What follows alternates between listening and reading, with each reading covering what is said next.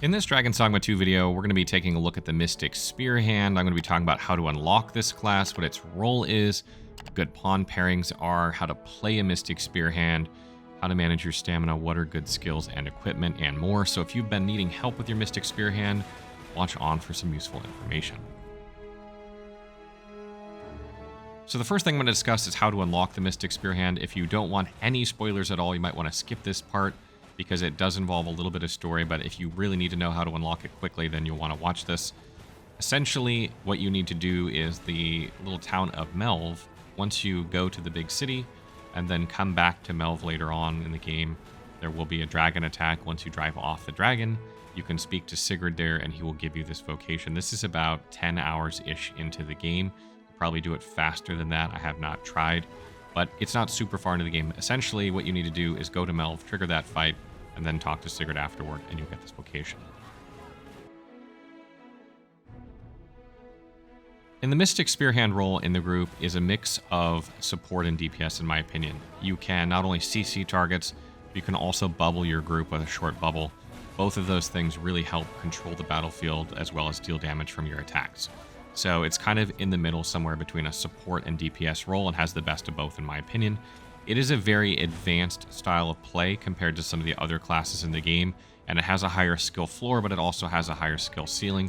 So if you master this class, then you're going to be kicking some serious butt, but it can be a little bit more challenging to do than other classes.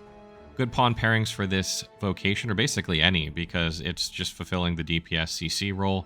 So you would probably want a tank or a healer or another DPS. Any of these is fine as long as you flesh out your party appropriately. So let's talk about the basics of playing a Mystic Spearhand and how to play one. So the first thing you need to know is that you're going to be using your basic attack quite a lot. And in fact, later on, you will upgrade this to Winding Cut, which allows you to like swing your, dual blade or your dual spear over and over and over really quickly. But you have to attack quite a few times for this to happen. So learning when to just regularly attack and when to use Winding Cut is important. I find that Winding Cut is best used when an enemy is down and they cannot respond. Otherwise, it's very hard to just keep attacking without getting interrupted. And know that you really have to press the button very, very quickly to trigger Winding Cut too. So if it's not triggering for you, try mashing that button faster. And you'll also use the heavy attack magic cut a lot. This can send out a wave to enemies, but why I find I use this attack maybe even more than tween cut on average just when I'm fighting trash enemies is because Foreboding Bolt will stun enemies or like paralyze them in place for a little bit of time, making them vulnerable. So when you do your heavy attack, you do like a finisher on them dealing insane damage. So a lot of times what you're going to do is you're going to use Foreboding Bolt, and then you're going to use Magic Cut to finish them off really quickly. And then you're going to use that on the next, use Foreboding Bolt again on the next enemy, and then finish them off again like that. Just kind of repeat that pattern. So you don't use Tween Cut as much on trash, but you tend to use it a lot more on like hard to kill enemies, like bigger enemies. And the really great thing about Foreboding Bolt is that you can charge this while you're attacking. So essentially when you run into combat, you're going to be charging it up as you're going in. You'll probably use Dragon's Foin to gap close into combat, maybe kill an enemy or get into an enemy, let this thing fly out, then start charging it up immediately where you're doing your magic cut into that enemy. And then the second your magic cut finishes on that enemy, you're going to let it go into another enemy and then do that. And once you get Scattering Bolt, you can effectively make this AoE. It's very hard to time, in my opinion. I never really got the timing of this down because you have to press the button again essentially right when it hits the first target. Sometimes they're point blank, so it's really hard to go bang bang. But if you can get the timing of that, again, that's one of the things that makes this a very challenging class to play. Getting the timing of that down can be difficult.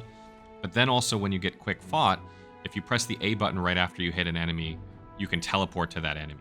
And that's essentially what you want. You're going to be going in charging up for Foreboding Bolt.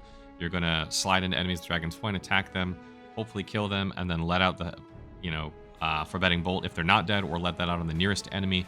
Press A to teleport over to them. Press, Y or, triangle to finish them really quickly while you're still charging up for Foreboding Bolt. Fly to the next one and so on. And that's kind of the pattern that you use for trash. And the other thing is when you're fighting difficult enemies, you're going to be charging Foreboding Bolt while you're attacking with Tween Cut. You're going to be spamming Tween Cut or Winding Cut on them, and you're going to be charging it, and you're going to let it go, and then you're going to keep attacking, and you're going to charge it and let it go. That will allow you to keep slowing down large enemies, effectively rendering them helpless, and you can just keep doing that while you're fighting. So stamina management is very important for any vocation that you play, but it's not such a huge deal on the Mystic Spearhand. because you tend to use your regular attacks very often, and Forbidding Bolt doesn't consume stamina to use. Neither of your regular attacks do. Just keep in mind, though, that Forbidding Bolt does prevent stamina regeneration while you're holding it, charging it up, so, you may run out of stamina if you don't let it replenish periodically. Again, as in other videos, don't sprint around in combat needlessly to drain your stamina. You can use your Dragon's Foin to gap close. That will expend some stamina when you need.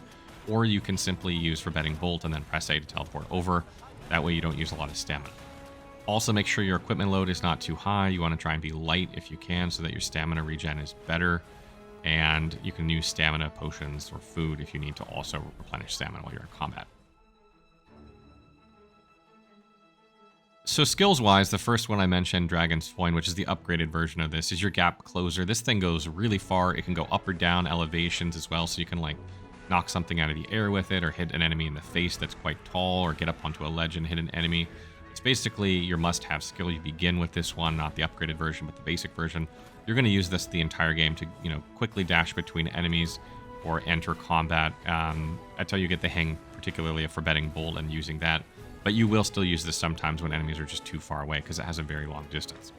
And the next skill is Mirror Shield, and this is the defensive skill for Mystic Spearhand. Thieves can sidestep or, do a little side dodge, etc., and fighters can block, but Mystic Spearhands don't have a way to do either of those things. So this is their way of, dealing with melee attacks when they're in melee range and they can't get out of the way. This effectively puts a damage shield on you and a damage shield on nearby allies for a very short period of time. So, I don't know, if you see a dragon rising up in the air and it's going to land on your head and you have no way of getting out, cast this really quickly, and then you don't have to worry about getting smashed in the face. So this is a really strong skill. It's very situational. You won't need it all the time, particularly because you can slow down a lot of big enemies, making it very easy to manage their attacks, but sometimes you will need to use it. The next skill that I really like is Sky Dragon's Feast. This is really good for jumping up in the air and then landing down on an enemy. I really like this sometimes when combined with Dragon's Foin. Sometimes, you'll fly at an enemy in the air, maybe you'll miss, but they'll land on the ground and then you can plummet down on top of them. It's it continues your, shooting forward. It's really, really handy. But also when you use it on big enemies, a lot of times you'll jump up through them and then come down on top of them, so you can mount dragons with it or mount Cyclops or Minotaurs, stuff like that. It really allows you to mount them easily, and if you hit the weak spot of an enemy, it does a lot of damage as well. So I find it's a good way to get up on top of an enemy. You can keep using Forbidding Bolt on them and then keep attacking them in the head while you're standing on top of them because they're moving so slow you don't get chucked off. It's a really, really good combination. And then in the fourth slot, you can really pick whatever you like, from trial and error. I've been using Sieging Storm here, which tosses out blades that attack enemies. Tried a lot of the different skills. Nothing I find that I really need here. The other skills seem to work just fine for me. So whatever fourth skill you want is totally fine. So Mystic Spearhands use both strength and magic for their stats. So when you're taking a look at augments, you want to try and boost both of those. Obviously, it depends on what attack you're doing. Some attacks say they deal physical damage, some do magic damage, so depending on what skills you're using, but mostly I think, safe to assume that most melee attacks are going to use strength, and then most, kind of spell-looking attacks are going to use magic. Some skills will do a mix of both, and then when you upgrade them, it even mentions that in the tooltip, but both of these things are what you want to look out for on your augments and equipment, and also anything that just improves your damage as a whole, or improves your stamina regeneration, so that you can use your abilities more, stuff like that is very good. And equipment-wise, obviously, you're going to be using a duo spear. This is the weapons of the Mystic Spearhand. There are no other weapons for this class. You're going to want to use the best armor and duo spear you can. Make sure you upgrade these when you can. And be on the lookout for rings, again, that improve your damage. There is a ring, I believe, that increases your damage when you attack the weak spot of an enemy. Mystic Spearhands are really good at this because they can get up on top of enemies very easily. They tend to be able to reach up and hit enemies in the face because of how long their weapon is. So really anything that improves your damage here is good. Or even equip weight early on in the game just so that your character is lighter and has better stamina recovery. So that wraps up our video on Mystic Spearhand. It's a very, very fun class to play, but it can take you a little bit to figure it out, and even once you figure it out, it can take you even longer to really master this class. So if you're someone who really likes more advanced combat and really wants to practice and play only Mystic Spearhand, I can see how you would really love this. But it does take some getting used to, but once you do, man, it really, really packs a punch.